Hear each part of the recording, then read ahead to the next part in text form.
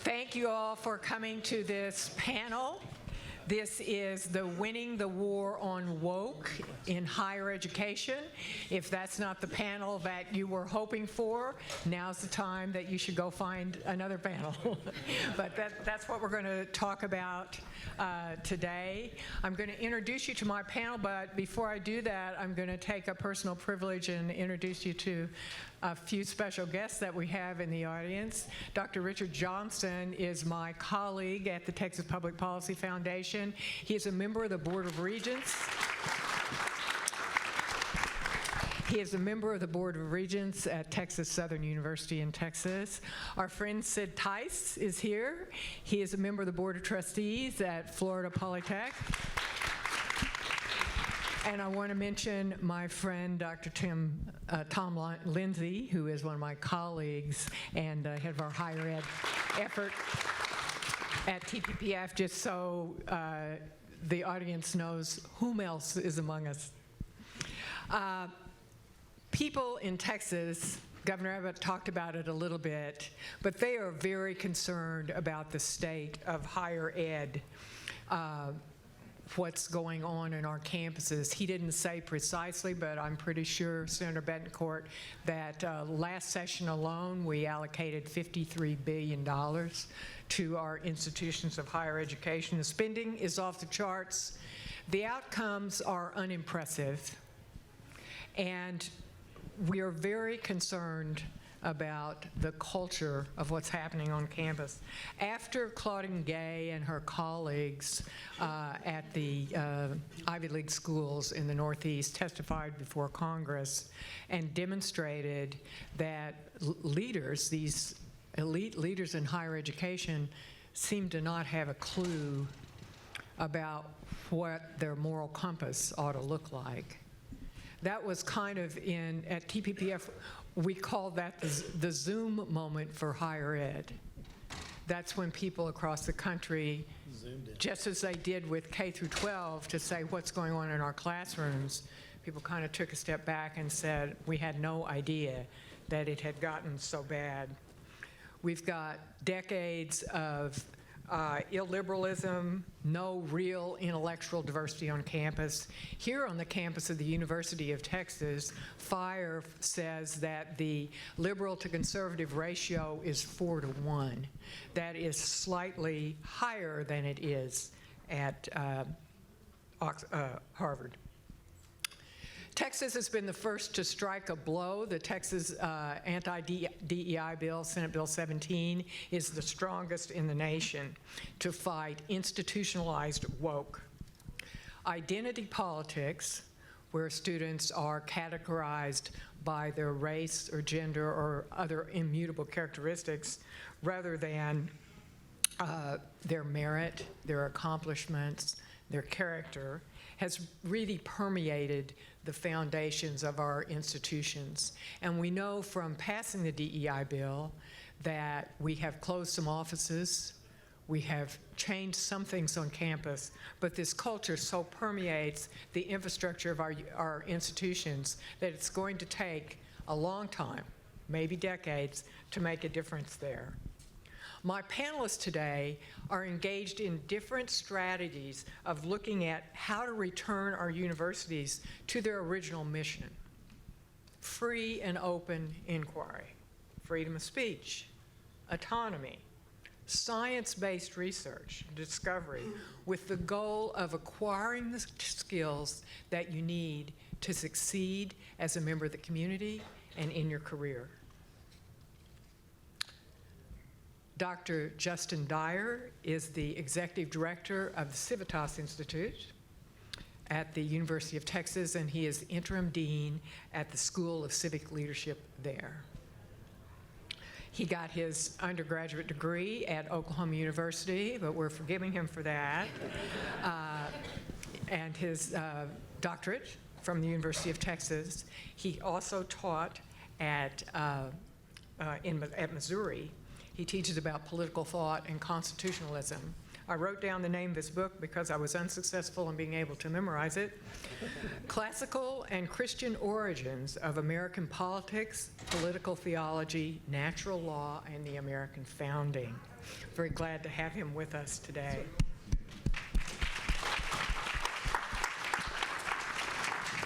I'm going out of order. Dr. Michael Polikoff is seated next to us. He is president of the American Council on Trustees and Alumni.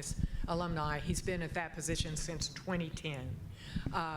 He graduated magna cum laude from Yale, studied at Oxford, and has his PhD from the state of Michigan. He's going to tell you about ACTA and what they do in terms of culture and quality of teaching in higher ed, but today we're going to talk with him a lot about university governance, faculty and administrative shared governance, which is a big part of this issue. Dr. Walter Wendler is the president of West Texas A&M out in Amarillo. He was the former chancellor of Southern Illinois University at Carbondale. He attended Texas A&M, UC Berkeley, and got his PhD at the University of Texas, so he's fully run the gamut there. Finally, Senator Paul Bettencourt, Chairman Paul Bettencourt, he chairs the local government committee for the Texas Senate and is also a member of the finance and education committees in the Senate. 10 years prior to that, he was elected in 2014. 10 years prior to that, he served as tax assessor collector for Harris County, Texas's largest county and the third largest county in the nation. One of the things that you hear around Austin is nobody in front of his name, nobody knows more about property taxes than Senator Bettencourt. Nobody knows more about finance than Senator Bettencourt. And now we're going to see if he knows anything about higher ed. So we're really, really glad. As an Aggie, I plead the fifth. We're really delighted to have him with us today. As I said, he does serve on both the Finance and the Senate Education Committee, so I'm confident he knows quite a bit about it. I'd like to begin our discussion by having each of you just tell us a little bit about what you're doing at your institutions now. Dr. Dyer, if I can start with you, why did we need a Civitas Institute at the University of Texas, and what's the School of Civic Leadership? How does that work together? What are you trying to do over here? Yeah, just right across the street. If you go on campus, you'll see on the clock tower it says that ye shall know the truth and the truth shall set you free. And that really should be the North Star that we have on a university campus. If the fundamental mission of a university is the pursuit of truth, then certain norms follow from that. We're going to have free and open inquiry. We're going to presume reasoned-based arguments. We're going to have rules of evidence. We're going to cross-examine each other like it's a courtroom. There's peer review. And we're going to focus on that mission. And if we stray from that mission, we're going to have different norms that surround what the university is and how it operates. And so it was, I think, a necessary thing for us to have something like the Civitas Institute. We're interested in free and open inquiry. We're interested in classical and traditional subjects of study. And we are developing this new School of Civic Leadership to provide an education for students on Western civilization, American constitutionalism, and the skills that they'll need to be leaders in the 21st century. And so this is something that's needed, but something that's in the background, kind of painting the context for this. Gallup had a poll out just last summer, showed that 36% of respondents had trust in higher education. And among those who took the poll, it was 19% of Republicans had trust in higher education. This is before October 7th. I'm sure those numbers have plummeted since then. And so if you're at a public university, like the University of Texas, chartered by the state, funded by the state, responsible to the taxpayers, we have to do better. And we have to think about what we're doing and how we get back to our fundamental mission. And so that's really what the goal is for the Civitas Institute, for the School of Civic Leadership. And as we're thinking about it, I did my PhD at UT. I loved my experience there. I had great mentors. And I love the university. It's why I'm in this business. It's why I'm a professor. I love the life of the mind. And so people who are working in this area, we're doing it because we love the university. We want it to be better. We want to improve it and make it a better place for generations of students. And so that's the opportunity that we have, and that's what we're doing. Dr. Wendler, what are you doing at West T? Well, first of all, we're trying to pay attention to the people that we serve immediately, and that is the Texas Panhandle. We want to be a regional research university. About half of our students come from the top 26 counties of Texas. We don't want to run away from that. We run straight at it because these people are hardworking people. They produce the food. We heard a lot about fuel at lunchtime and the fiber, actually, that that feeds powers and clothes the nation. And what makes me so interested in serving that region is that there is a value set there that is absolutely necessary to do that production. People rely on their families. They expect people to be people of their word. It's what I call a handshake culture, largely. And these values are being lost. And these are traditional Western values, as Justin just talked about. And we're trying to emphasize that. We've recently started, it's similar to Civitas. We have something called the Hill Institute that we've started there, funded completely right now with private gifts. We have about $23 million in it, a very substantial gift from the Fairley family, who are a family up in Amarillo. Some of you may know that name, and others. And we're not taking a curricular approach. What we're going to do is reward faculty with endowed positions and students with scholarships or assistantships when they're interested in pursuing the value set that we identify as West Texas values.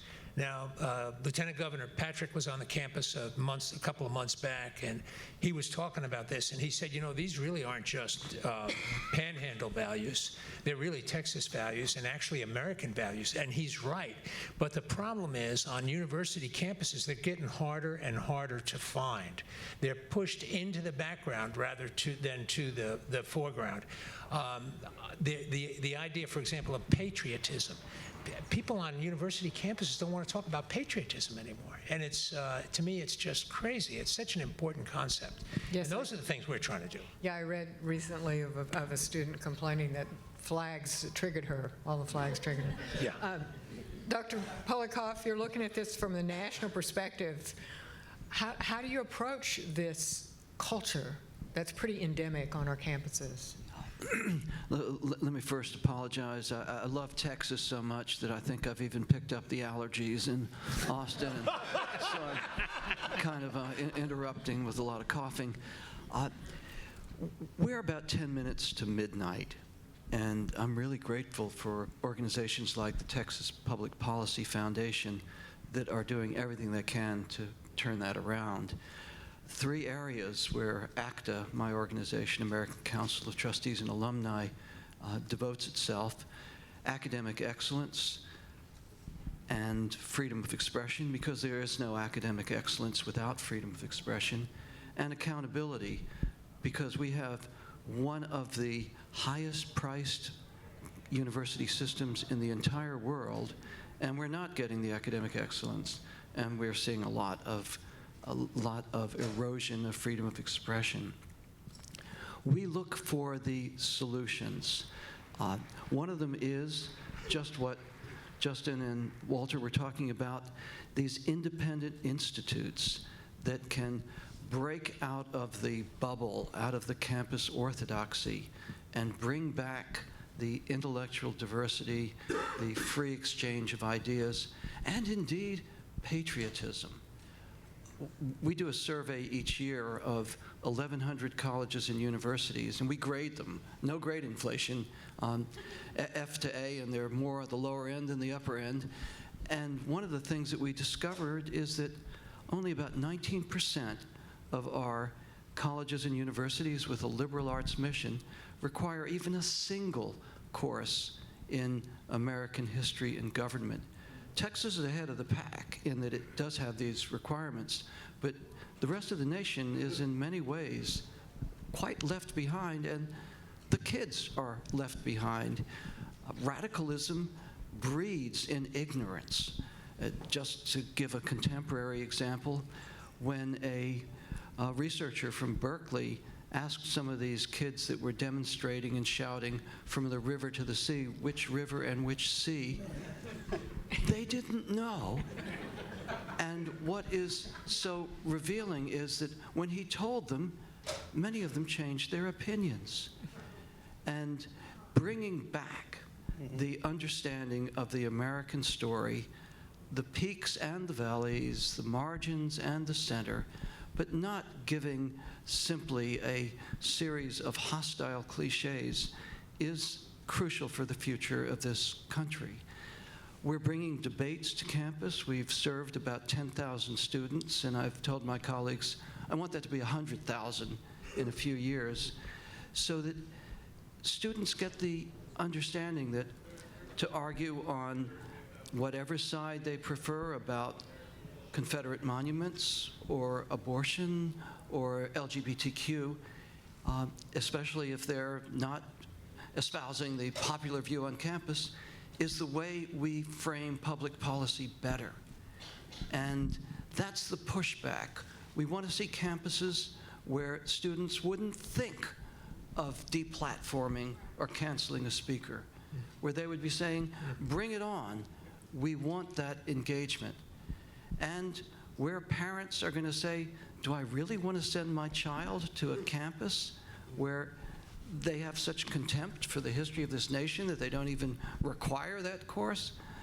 Or that they have more administrators and faculty members? Is that what they're doing with our money? These are the things that we contest and push back against. Thank you, Dr. Poliakoff. Senator Betancourt, you voted for Senate Bill 17, and during that process, there was a lot of debate during that process, and faculty, particularly from the University of Texas, because they just had to come from across the street, but from all over the state came in. And one of the things they said often, maybe in the media and not directly to you, was that the legislature had no right to step foot on campus and make any kind of suggestions. And I wondered what you thought about that. Well, my tagline would be, the faculty senate is not the Texas Senate, okay? Very important for everybody to understand this, that the Senate and the House make the laws that are signed into law by the governor, who was just here, and that's how things really work in Texas. Now, that explains why we're a little bit ahead of the curve, because as an Aggie, I could pass the geography test because I know that it's the Jordan River to the Mediterranean Sea, okay? Now, so because, and if you say from the river to sea, there's nothing left after that, okay? Now, and that's why people change their minds when they're informed. Now, the other thing I would say is that first off, Chairman Creighton did a great job with Senate Bill 17, and that was the effective elimination of DEI in universities in the state of Texas, strongly supported by Lieutenant Governor Patrick, of course, and because that's an office that interferes with the concept of what we really need to be looking at, which is the value of work performed. What gets measured gets fixed. Things that I say on the Senate floor and Finance Committee meetings and education all the time is what we need to see done in the university. And more importantly, as an Aggie, I was appalled that after we passed that bill, it was the faculty senate of Texas A&M that got on a Zoom call and tried to figure out how to wire around the bill that we just passed. And again, I want to make sure everybody hears this clearly. The faculty senate is not the Texas Senate. I'm expecting that I'll probably have a bill that comes out that says preemption is don't pass things that are against the laws of the state of Texas, for once, okay, and for twice and thrice and everything else. More importantly, it's time to recognize the obvious, that we've let a drift go into this whole culture that's just not productive. And when I was a young Aggie, and he's an older classman, actually, okay? All right? Please, Yeah, please. rub it in. Well, how about John Sharp's an older classman? How about that? Well, yeah, all right, that's fine. that's good. Okay. We actually had a Free Enterprise Institute that I was part of that actually brought in Samuelson and brought in, all the economists of the time, Milton Friedman, et cetera, to do exactly what that you're describing, a free debate. Okay, well, here's more of a Keynesian policy, here's more of a free enterprise policy. Which one do you want?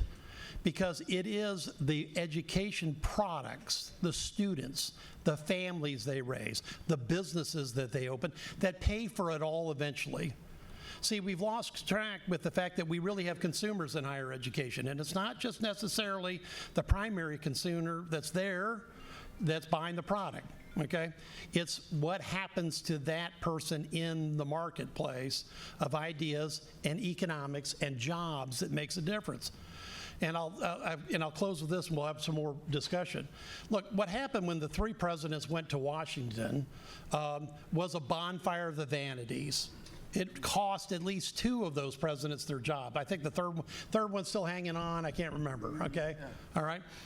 It cost them their jobs because they went to a hearing and they basically said that DEI matters above all else. Nothing matters besides DEI. And that isn't what works in America of the past, in the America of the present, or it won't work in the future. Now, as much as we want to dress up DEI, there's no reason to keep it, and that's why the Texas Senate, with the chairman, Creighton, support Lieutenant Governor Patrick, passed the bill that eliminated it. Now, we're going to have an honest discussion in the next session because Sherry's right. We're putting over $50 billion into higher education. And what are we getting for it? Well, I don't want to get DEI as my number one output, okay? Because, it's not something that it's not something that adds to the to what we know in Texas as our core values, but not necessarily just even core beliefs. It's what works and doesn't work. And just look at that hearing. If you think Texas was too far out ahead and that by banning DEI we made a mistake, look what happened to 3 Ivy League presidents. 2 of them were eviscerated and lost their jobs, and the other one is barely hanging on. And it wasn't just people that were from the right that were complaining. It was people that write big checks that were complaining because they want to see something happens that's part of the miraculous point of where he started his academic career from the Declaration of Independence on, okay? That this country is endowed, okay, with privileges and by a spirit that is different than the rest of the world to date. And I'll tell you, I can't speak for everybody in the Texas Senate or even my friend Lieutenant Governor, but I can tell you we're going to be back at it in the next legislative session. Thank you, Senator Betancourt. I want to do a lightning round question. And have you all just give me a quick thought from the view on campus. One of the things during the debate on Senate Bill 17 that I noticed that the faculty and the administrators who came over did not say, and me and my colleague Dr. Lindsay have not been able to find, during the maybe 20 years that DEI has been established in Texas universities, we have not increased by any meaningful amount minority enrollment or the enrollment of marginal students. We have not improved the outcome, the success, graduation, going on to better jobs of minority and marginalized students. So for me, the main argument against it was always that it clearly doesn't work. Big investment that doesn't work. But I may be wrong about this, but I would like to ask all of you, in a culture of political identity, individual identity politics, how does that impair your teaching of an individual? You want to start, Dr. Dyer?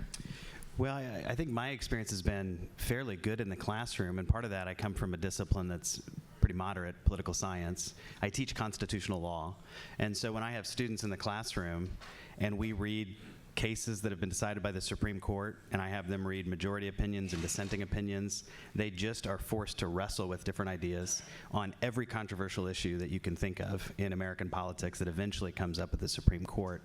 And my experience in the classroom has been pretty good with students. And so on the one hand, that's the good news, is that even in this environment, and even with all of the news that's coming out, when you put this to the students in that way, they respond really well. They want to be challenged. They want to debate each other. They want to wrestle with hard ideas. And so a lot of how DEI operates on campus is outside of the classroom rather than in the classroom.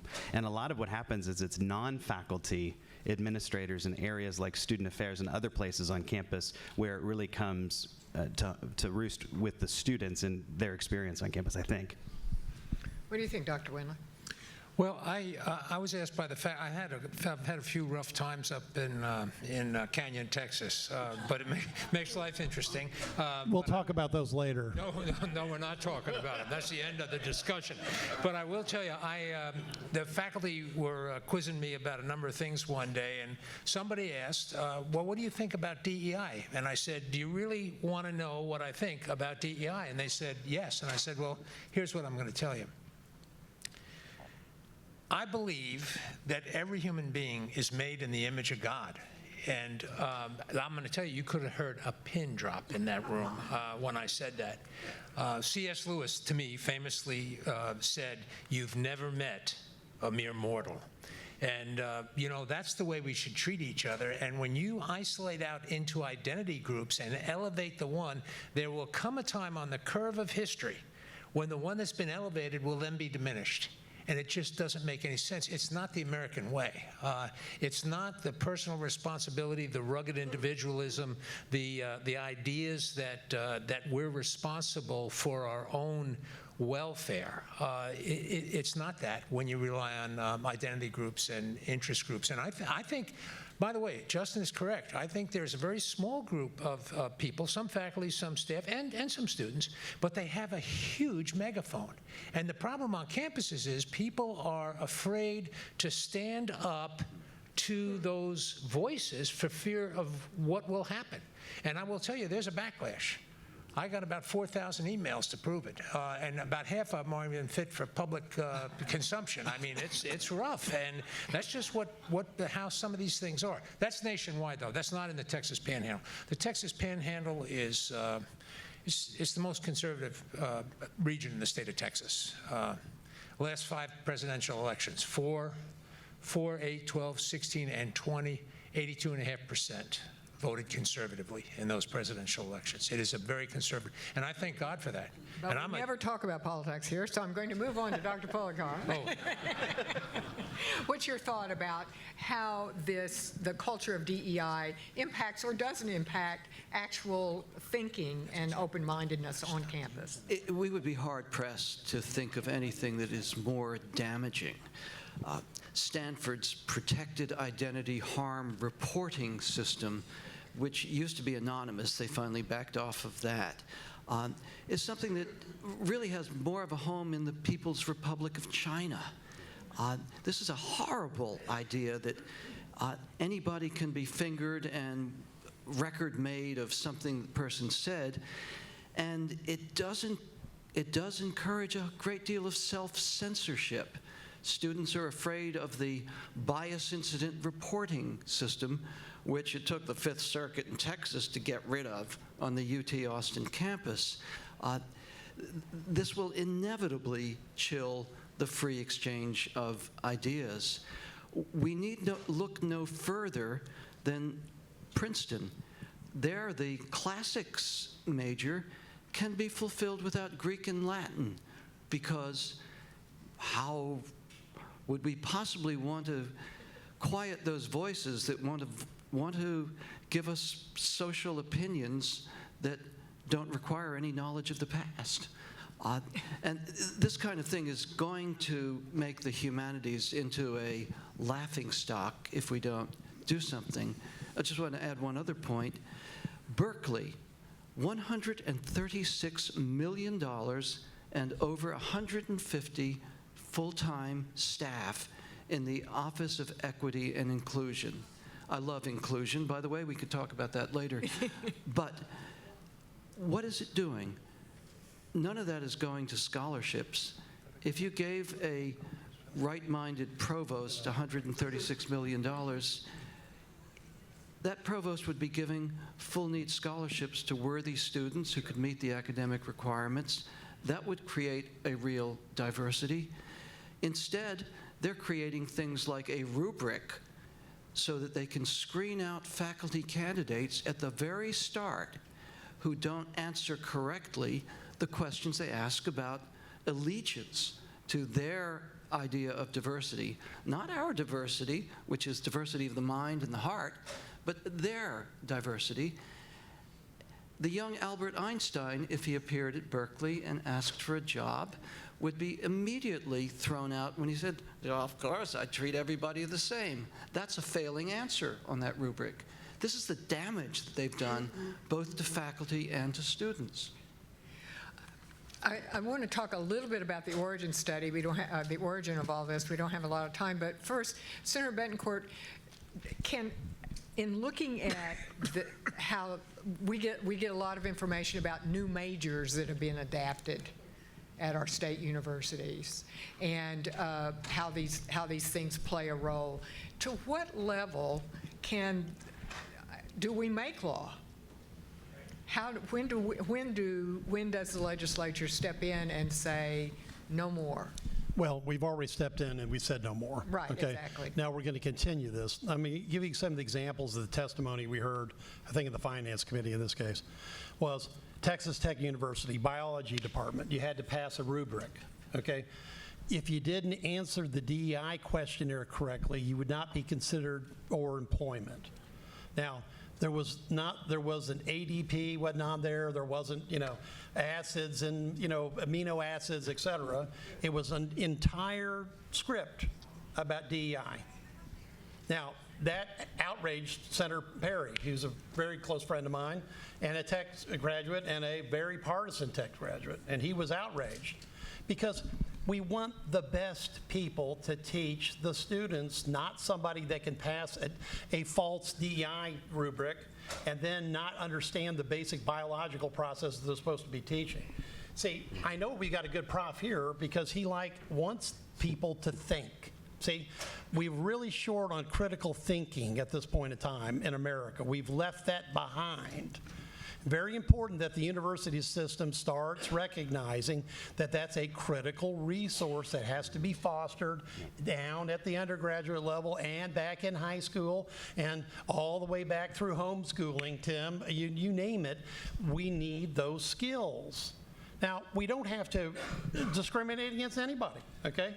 I mean, I've been a Star Trek fan all my life, and because, there is infinite diversity and infinite combinations, but you have to measure it with something that's valuable.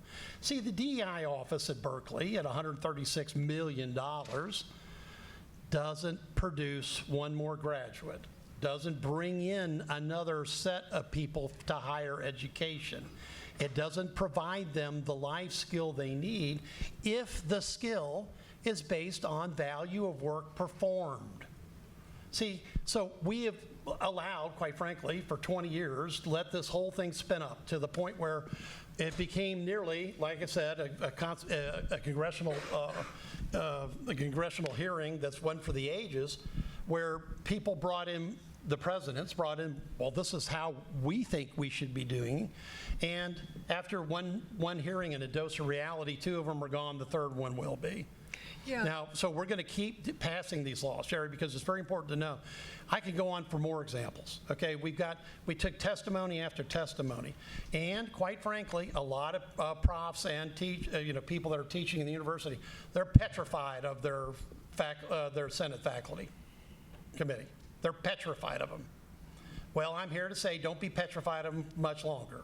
Okay, because I don't need a faculty censoring a president for a decision they make that's really a public policy decision, okay?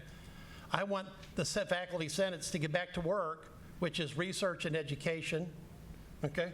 And I want them out of politics, because that's all DEI turned out to be. When we peel back these individual departments, what are you doing? It's about a political philosophy. It's not about a philosophy of what gets measured gets fixed or value of work performed. Very essential that everybody understand that. And, and again, I can't speak for everybody. I work with a company of heroes in the Texas Senate, but I know a majority of them feel very strongly about this, and we're going to be back at it. Dr. Dyer, I want to talk a little bit about how we got here, because I think in my talking about this, going around and talking to people about this and questions I get from the media, I think there's a lot of confusion from what happened after we moved out of segregation and we made the determination to include, we wanted everybody involved in education. That's been decades. And so a lot of times when you come out against DEI, the question I get back is, well, why don't you want minorities in our schools?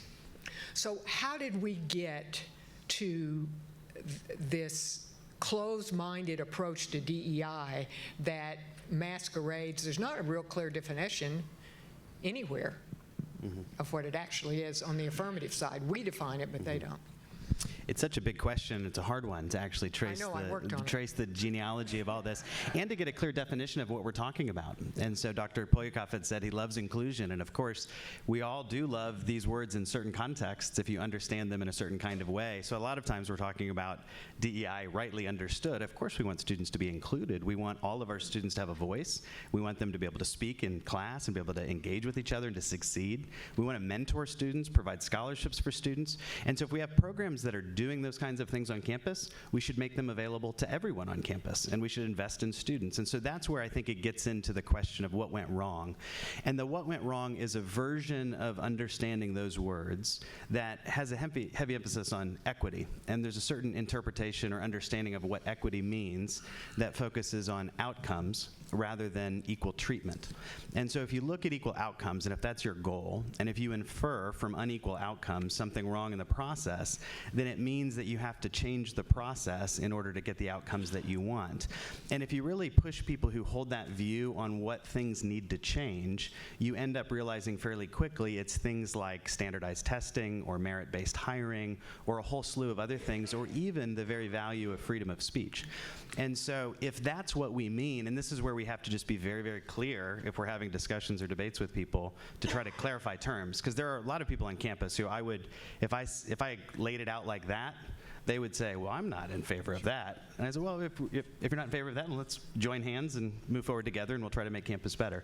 But I think that's the thing that we're trying to get around, because it is in the way of true education.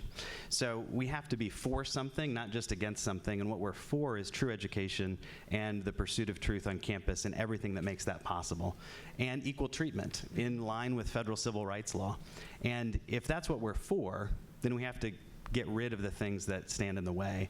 And that's what I see our moment being. So after the law went into effect, we're in the middle of hiring right now on campus through the new School of Civic Leadership. And campus leadership has been very clear. I'm the hopeful one in the group, and I have some good news, but they've been very clear that we won't require diversity statements for hiring. Not only will we not require them, we're not allowed to accept them. We won't read them if somebody insists on sending them. We won't consider them in faculty hiring. We won't collect demographic information about our search committees or the candidate pools. We won't do diversity training for the people who are sitting on the search committees.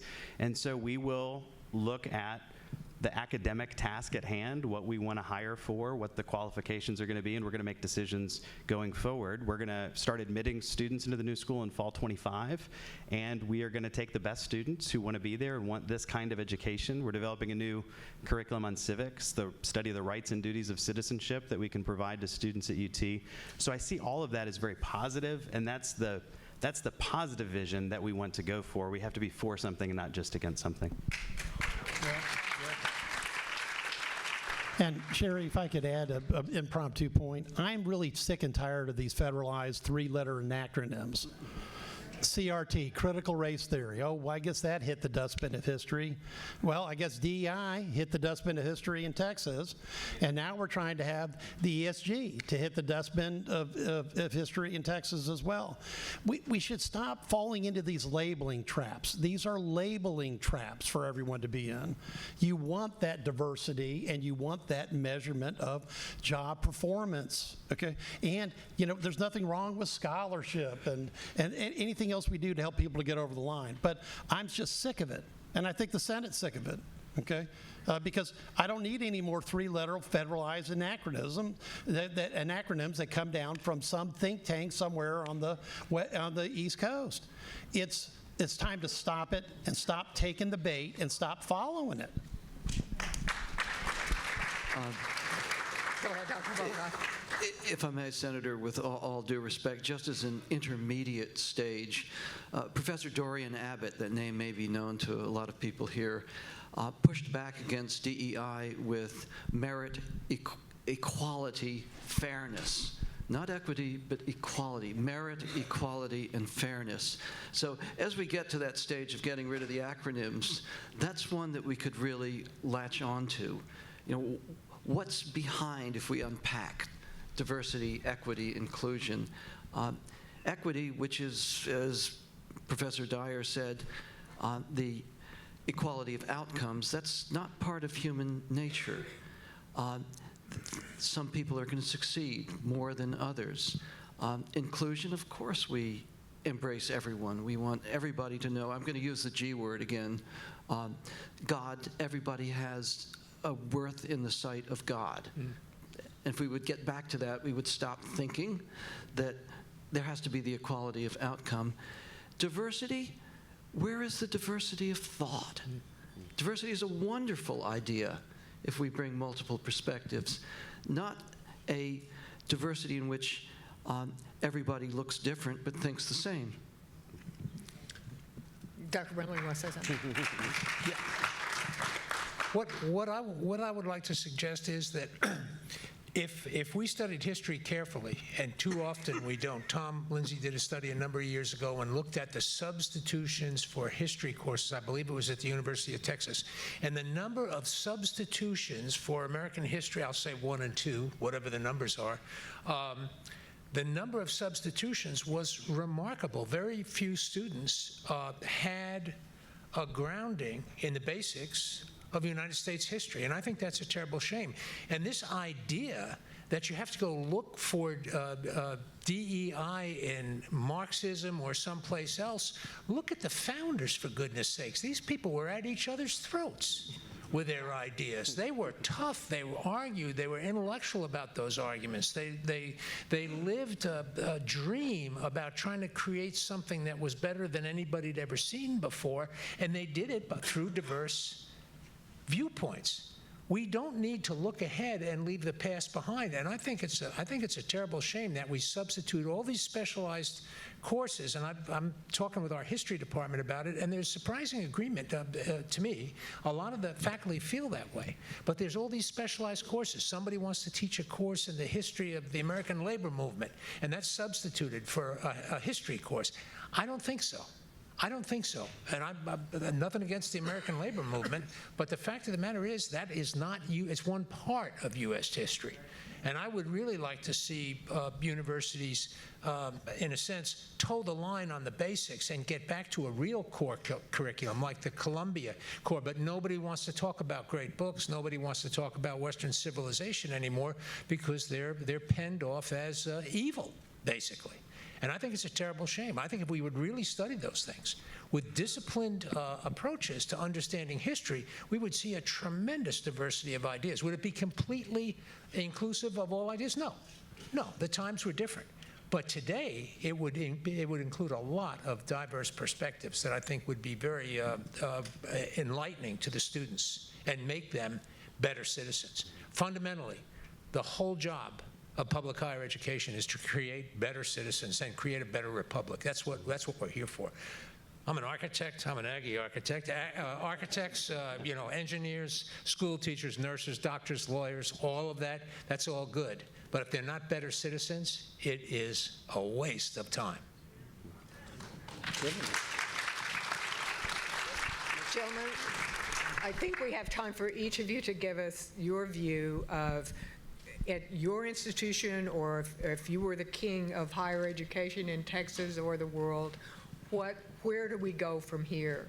I think Senator Betancourt is absolutely right that we have reached a tipping point given to us by those elite university presidents. So what comes next? And I know, Dr. Dyer, you're living what comes next, but in the larger academic context, what do you see as the next phase, or what should be the next phase? It's a different question. I think right now it's a time to build. and people are building. We have the University of Austin here. People are building new private universities. People are building within public universities. I think it's a time to be creative and imaginative of what this looks like in the future.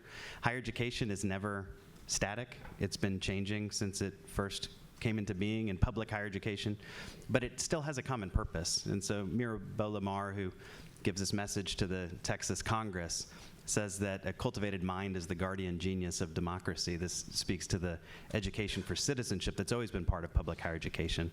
And so now we have to think of what that looks like for the 21st century and now, and a lot of that is going to be building new things. And I think we have to start thinking anew about new degree programs, new schools, new ways of delivering courses, new ways of measuring outcomes and success and supporting our students. But fundamentally, the mission is the same, and the same as it's always been. Who wants to go next? You want to go next? Sure. President Wendler brought up a very important point about core curriculum. Let's get back to those fundamentals and those basics that train people for career and citizenship, and get away from the tragedy of the commons, where every department is squabbling to get a course listed as a fulfillment of general education or a distribution requirement. I've seen universities which have thousands of courses that they call distribution requirements or their core curriculum. They made a mockery out of it, and many evasions where you can do something that has nothing to do with American history, and you can call it the American experience, and math that has been dumbed down so that we're not getting the technical skills. That's a place where we need some strong action, and it's a place where boards of trustees can get really active. This is not micromanagement. This is not intrusion into academic freedom. It's a question of policy. What do the citizens of this state need from our universities, and how do we prepare people to rise to those needs? The emergence of institutes like Civitas, and we've seen some great things happening, North Carolina, Chapel Hill, University of Tennessee, Ohio, with legislative and private funding to bring back the kind of intellectual diversity that is going to be an antidote to the echo chamber. That's a terrific idea. When I try to diagnose the monstrous show on December 5th in front of Congress of the three presidents, it seems to me that one of the things that actually undercut them was nobody was ever challenging on those campuses their kinds of shibboleths. Those people are virtually gone, that generation of distinguished academics who would have pushed back and challenged, and nobody's rising up. So we're in literally 10 minutes to midnight. How are we going to get that back? Go ahead, Doctor. Os Guinness said, the problem with universities is they have no windows out. We sometimes don't pay enough attention to what the public expects from us. We're there to inform the public about what's right. And one of the things I like so much about what we're trying to do with the Hill Institute, we don't want to isolate the thinking about these deeply embedded, I'll call them Texas values, because anybody that would look at it, there's 10 of them that say these are Texas values, and they are Texas values. But the fact of the matter is, we don't want to just study those in a kind of a mayonnaise jar. We want those values to impact what engineers do, what nurses do, what school teachers do, what professionals in many diverse disciplines do. And I think they can, and my belief is when we embrace those values in vocational pursuits, the vocational pursuits become better.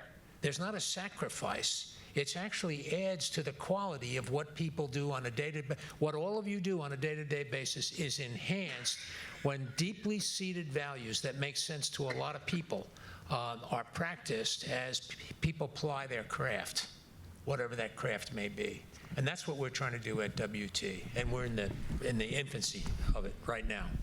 Senator Bettencourt, we're moving to Q&A, but I'll do a quick comment. It's time to recognize the obvious. What happened in the federal Congress is that 3 presidents walked in and basically got blown out of the building with stupidity of their own creation, a bonfire of the vanities. Now, this has been happening for about 20 years, as best I can tell, and it's time to reverse it. You have to tear down the walls that protect this thought process, because this is really the problem. We're not allowing free thought from coming into the university. You also have to tear down the interdisciplinary, walls that are up between departments. Look, I think there's an LGBTQ A&M degree that has 1 student in it, or one. I mean, we have to look at what we're doing and spending our resources for the betterment of mankind. Now, as a Catholic, I've got pretty strong faith-based reasoning about all of this. But it's based on inclusion, because that's the teaching that I learned from 2,000 years ago, because I did try to read not only the classics, but the Bible and everything else, including when we had debates on the floor of the Texas Senate. Gee, it was really a big deal. Were we going to recognize the Declaration of Independence, the Constitution, the Bill of Rights, Tocqueville's democracy in America? How about the first Lincoln-Douglas debate, which crushed the moral foundation for slavery? It just destroyed it, okay? Or do we just ignore it all and wait for some DEI administrator to tell me how to think? Well, we banned it in Texas. We're going to be back doing more. let's thank our panel before we...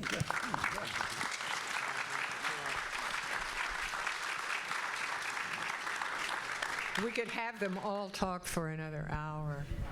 I see your hands. I've got question people. Here's some people up here. Hey, Scott. Yeah. Sir, if you. Sure. Yes, my name's David Savage. I'm a class of '82 Aggie in civil engineering, and I'm a victim of woke ideology at A&M with the Professor of Practice program. And the cultural revolution at the university level has been taking place for 30 years, right? They've basically, just taken over higher education. So we had a situation at Texas A&M where Dr. Bates, who was over the Department of Civil Engineering when I was trying to get the professor back, wanted to bring a woman over from the University of Texas, and she insisted on tenure so that she couldn't be fired. And I guess I'm asking you, Senator Bettencourt, it seems like if we have to get rid of tenure to get rid of the 4-to-1 ratio of woke people that are entrenched, in our higher education system, or we're dead, out of the barrel. Well, I can't speak, but I did just get a call from the Senate Education Committee chair, who, if you didn't watch the hearing, has quite an opinion about tenure. And that's something that bills have already been filed. I filed bills because we ran into a nasty situation with a tenured professor up here at UT that was, quite frankly, well past pornography in what he was teaching. And we had to actually file a bill to help motivate him to leave to the West Coast, which he was already working at, apparently for over a year and a half, because there's no reason to report to work unless you have to. Now, I bring this up because, everything's on the table. We filed bills about tenure last session. I suspect we'll file bills about tenure again this session. There's lots of people. I'm not in charge of who gets picked. It's this guy right here. I have a question. Where have our trustees been all this time? It seems to be an honorary position. Dr. Polikoff. Oh, that is really getting to the core of the matter. And much as I admire the legislators that have stepped into the breach, they're doing the work that trustees should have been doing all along. Regents, boards of visitors, trustees, whatever they're being called. Thank you for doing it. Why on earth should a university ever have been allowed to create a core curriculum that's really Swiss cheese? Why on earth should they have allowed the erosion of the free exchange of ideas and kept administrators who winked at shout-downs? Why have they allowed the growth of the bloat, the bureaucracy? So What is the issue? Trustees are not there to be cheerleaders or walking piggy banks. They're there as fiduciaries to ask the hard questions, to make the interventions when necessary. It's not supposed to be a cozy relationship. The question that ACTA always wants trustees to answer is, whom do you serve?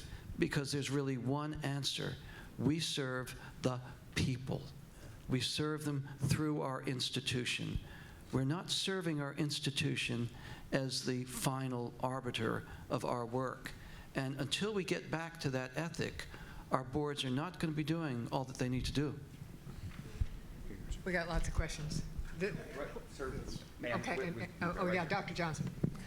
Well, trustees, I'm on the Board of Regents at Texas Southern University, and we're an HBCU, historically black university, and we do not support DEI, nor do we. One of the things that we have, as Board of Trustees and Regents, we've understood that we've seen a moral and civic decline in values on our university campuses. So this year we're starting our first Summer Civics Institute, and I'd certainly like to get with the two of you guys at UT and West Texas so that we can kind of model after your program there. And I think that if the legislature really wants to help us transform the culture on our campuses and universities, we have to talk about doing good things on our campuses and universities, not what we won't do or what we're against, but what we are for, and that is good, sound morals and civic values. Thank you. Thank you. Yes, I see a parallel of what happened a century ago with the eugenics movement. It was a worldwide academic movement that went into politics ultimately, but it started in the academic institutions, some of the same ones we can name today, and it ended up very, very badly with the Holocaust. It ended up so badly we had to change the name from eugenics to genetics. So I see a parallel with what's happening, DEI and woke, and I think it's a big challenge that we face. Sherry, since to do inclusion, we've had some ladies that have been trying to get their question answered. One here and one over there. Well, I want to do a point of personal privilege to welcome Senator Bob Hall, who's joined us. That's right. Bob is leaving, or is he here?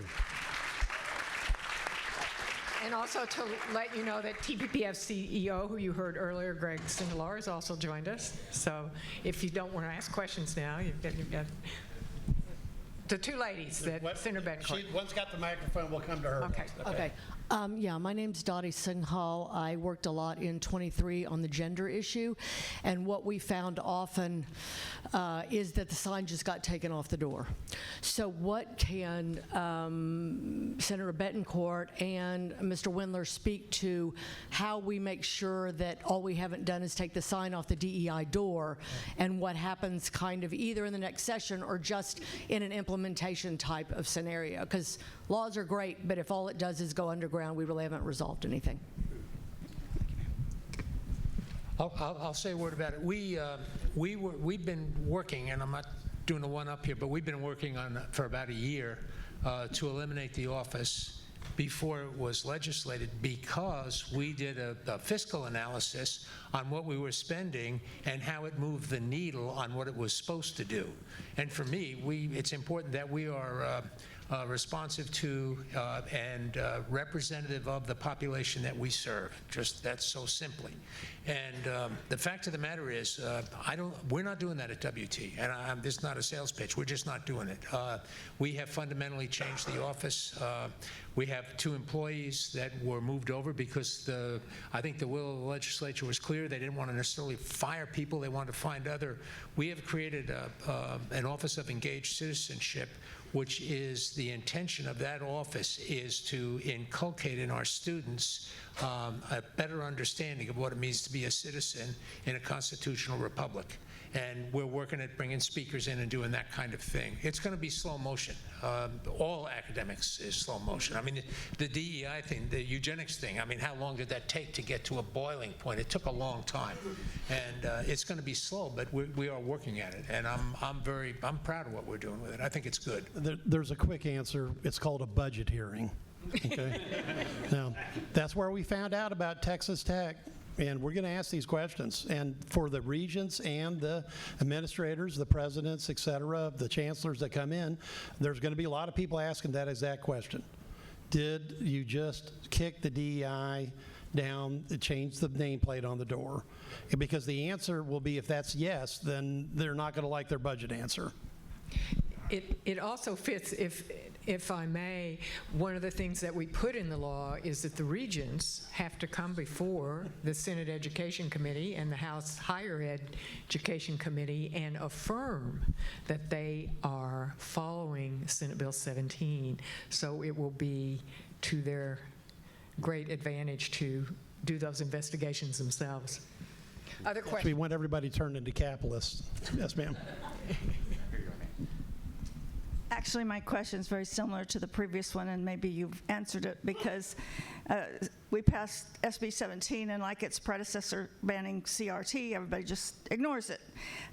Dr. Wendler, your school may be doing the right thing, but many others are not. And I want to know what's going to be done. You said budget hearing. I'd like to see that $53 billion reduced.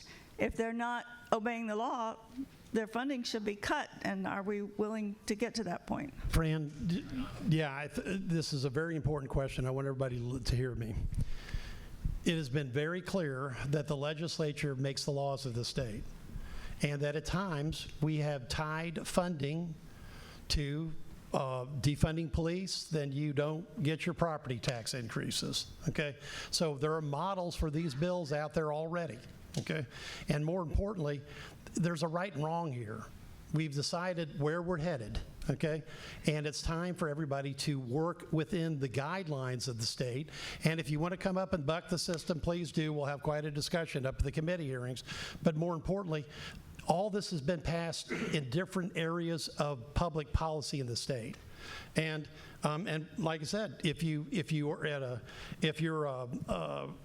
in law enforcement, you decide that you're going to be a sanctuary city, then you could lose your job. If you defund the police, then you could lose your ability to raise your property taxes. And we've had these bills passed before us, and don't think that we won't do something like this again if we have to, because I'll put the bill up myself, okay? But more importantly, recognize the obvious. We know what works. Sherry made a very important point earlier that we kind of glossed over. All the data of these DEI programs didn't produce what they intended in the first place. It's just, by any measurement that I understand, it's a failure. And what gets measured gets fixed. Where we at? A couple more questions? Yeah, my name is Aaron Tao. I'm in the Austin LLC chapter, and I'm a 2017 Macombs graduate. Welcome. And so I've read in November 2022, the University of Texas Board of Regents adopted the Chicago's Statement on Free Speech. So I wanted to ask Professor Dyer in particular, have you seen the campus environment towards free speech improve in particular, and are there other, whether it's an administration or faculty, who are leading the push to improve the climate environment on free speech? Yeah, it's a great question. It's about the University of Texas system adopting the Chicago Statement of Principles on Free Speech, and I'm a big supporter of both the Chicago principles and the... Why don't you give us a 1 minute or one sentence? The University of Chicago is well known as one of the big defenders of freedom of speech, and so years ago they adopted a statement, and it's now known as the Chicago Principles of Free Speech. And our university adopted that as well, and it's just a blanket commitment to protecting free speech on campus. It was a great moment for these universities to be adopting those principles. There's another statement called the Calvin Report that goes along with it, and it says that universities will be neutral on political questions. And so if there's a political question, it commits the university to institutional neutrality unless it directly affects the operations of the university. And so I think that's the winning formula for us on campus. We need to be committed to free speech, and we need to be committed to institutional neutrality, because we can't take a political position on every single issue that comes up, and it's a recipe for disaster if we do that. Did I see the campus culture change after that? I would say no, but that's not because it was necessarily bad. So I'm not really aware of any campus speaker not being able to speak because they've been shut down by protesters on our campus. We had Barry Weiss last year, and she spoke. We had a group of protesters who came. They were very quickly escorted out of the auditorium by the police. The university handled it very well. She gave her talk. I think that's exactly what should happen on campus, and that's what I've seen. But it's kind of like the previous comment about not just being against things but being for something. What we need to do a better job of is not just saying we're committed to free speech, but actually doing it. And so one positive thing, the College of Liberal Arts reached out to us and asked if we wanted to do a day-long symposium on Friday this week called Civil Discord. And what we did is we're just pairing people across ideological divides to talk with each other about fundamental questions that are salient in our society right now. And so we've got things like John McWhorter's coming in, and he's going to debate with somebody on campus about anti-racism and racism. We've got other people taking on all sorts of controversial questions, and we're just trying to model for campus and for our students how that's going to work. And I hopefully by Saturday I can report back that it all went really well. Now, by the way, this is one Aggie that has to interject, that an Aggie senator had to go help a Republican club at UT. This is not politics. They were basically surrounded by an angry mob outside the Memorial Student Union, and they were accosted to the point where their signs were torn up and all this. Now, I bring that up because it is a very frothy time. We just had an Israeli consulate meeting canceled in Houston by people that basically threatened to burn down the venues that they were at, 2 different venues in 3 days. This all has to stop. So I'm calling on all the political leadership, okay, at the universities, in the partisan side as well, to say, stop it. It's time to have a discussion, but not resort to this level of froth and violence. Dr. Polikoff has a comment. Yeah, just very quickly, following up on what the senator said, some real vigilance is necessary. My organization did a survey last year of students at University of Texas, Austin. It's on our website, you can see the full thing, but 44% of the 1,000 students, it was 1,000, students say that it is sometimes or always okay to shout down a speaker. And 18% say that using violence is sometimes or always acceptable. So that's by way of saying, as Professor Dyer mentioned, we've got to be proactive, really make a culture of freedom of expression, the debates, the freshman orientation, make this part of the DNA of students. And one other suggestion, every time an administrative post is open, make that one of the questions to ask the candidates. What have you done to promote intellectual diversity and freedom of expression? Instead of asking, what have you done to promote DEI? What have you done to create a campus of freedom? That's very good. It's a great idea. If it's an administrative post, you might also ask, do we need this? Yeah, right. Hello, my name is Johnny Cole Murdoch. I'm a U.S. Air Force veteran, and I'm also a student, so I have a unique perspective that a lot of you do not have. For one, these woke people, which is just a deviation of semantics where they come from Marxism and all the cancerous offspring of it. And these teachers will speak about things, or at least like my experience as a music student. I did one semester at UT Tyler, and one of the teachers was like saying like, oh, it's bad to be white. And even when you had the mandate that you don't have to wear a mask in classes, the school was paying for a bunch of signs to put up everywhere, which signs are not cheap, to say that masks are not required, but they're highly encouraged. So there's all these social pressures pushed down upon people. And I also have a friend of mine who I served with who is going to medical school here in Texas, and the DEI is getting shoved down his throat as well. So my point is, I want to be winning the war on woke. And I think we can. We're doing a great job. We're pushing back. But I think what has to happen is a lot of stuff on the lower levels, you don't really know about it. And it's not really your fault. It's bad marketing. We need to let the average student know who's not, a DEI type of person, how they can report it so that we can flush it out, and bury Marxism, DEI, CRT, 6 feet in a grave,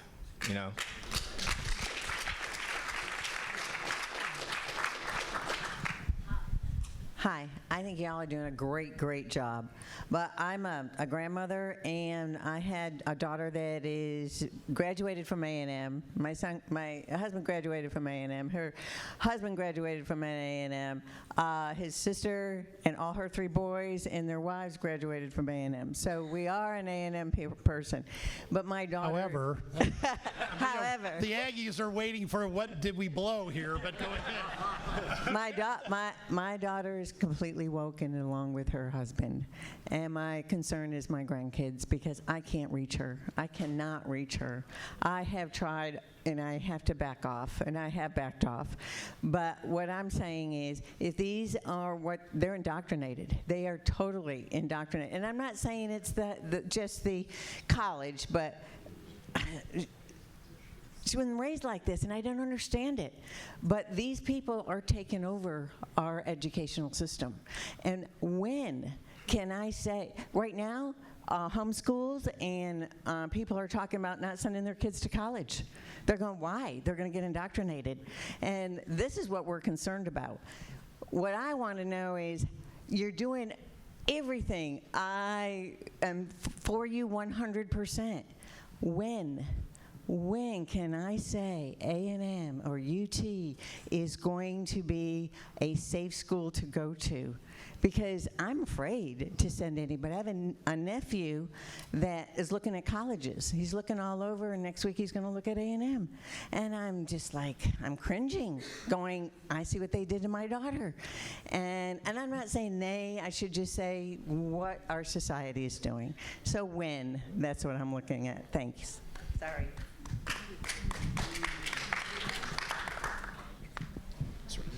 Yeah, I think we know we face a huge mountain. We're really trying to figure out what are the next steps on campus, and there's so many places we could go, and a lot of it is who is teaching our kids. They're teachers that have come off these campuses.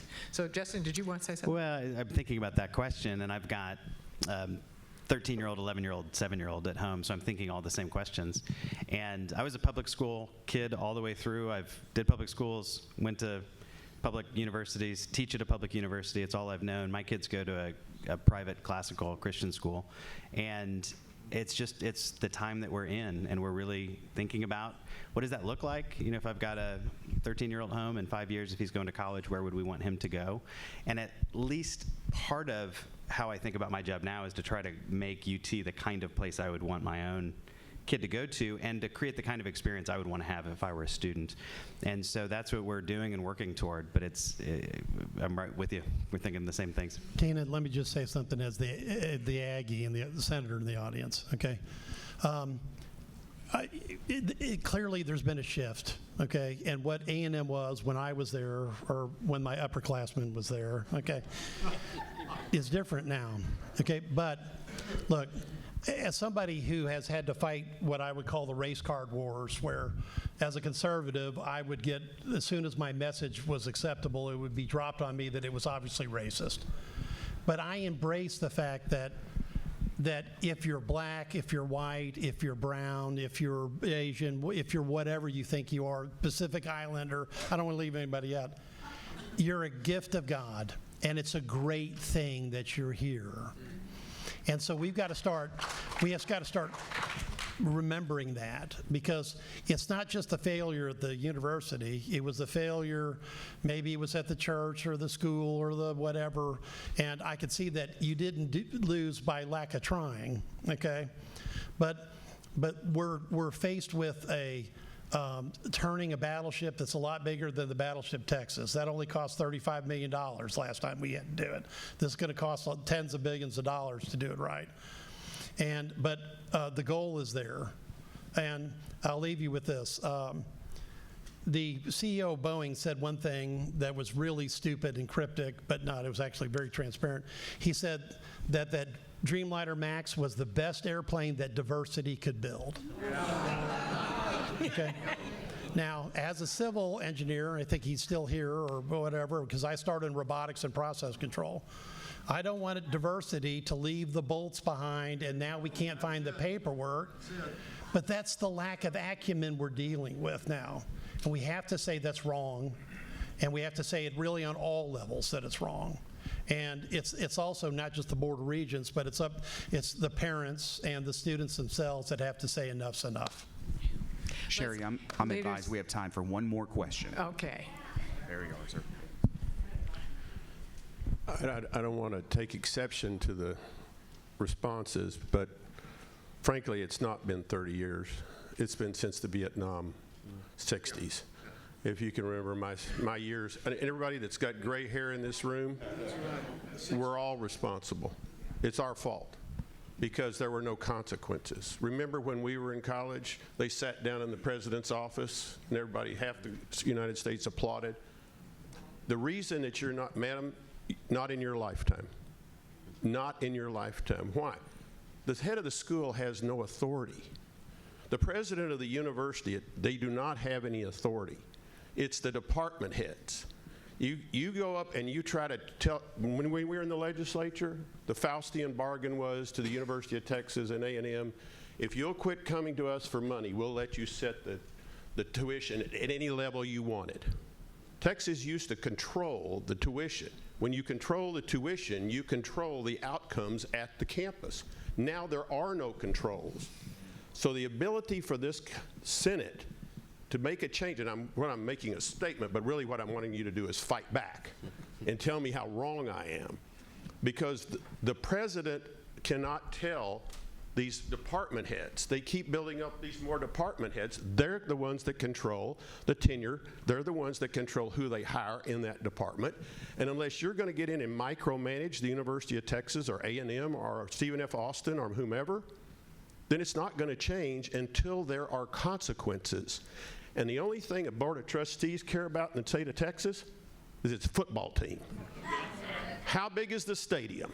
And until you get people who are so involved, none of them, I'll bet you, I would be surprised if we could fill this room with all the trustees in the state that cared about academics, that really had gotten down and dug into why they were hiring those people in those departments. So I'm asking you, if you think, don't tell this crowd that you are going to make changes until you're willing to take on the structural inequities at the university level to where they actually make changes happen and fire those people and do not allow them to have tenure or make tenure not legal.